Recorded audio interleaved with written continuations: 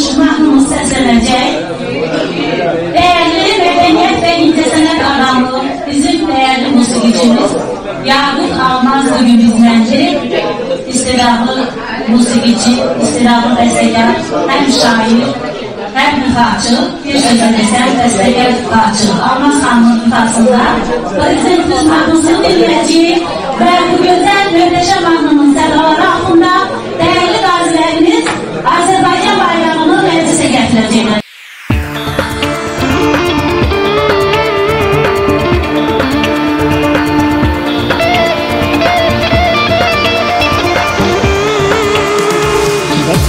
Seven halk dilekli, demir yumruğlu bilekli, şiir penceli şirvekli, cesur korkmaz prezidentim, sürkeledin dağdaşı, kazanmışsan her savaşı, karşında diz çöktün aşı, cesur korkmaz prezidentim.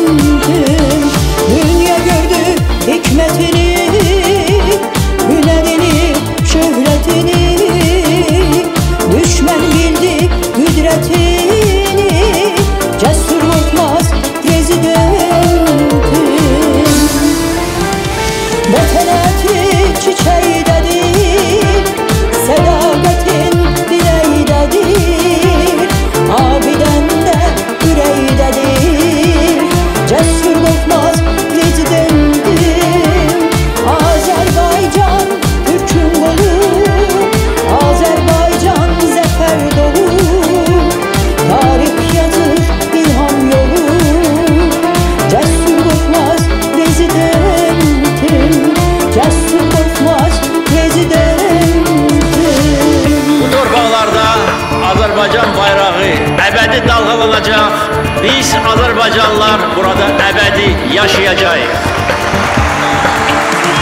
Sürkeledin dağdaşı, kazanmışsan her savaşı, karşında diz çöktün aşı, cesur korkmaz prezidentim. Dünya gördü hikmetini, hünerini, şöhretini, düşman bildi kudretini, cesur korkmaz prezidentim.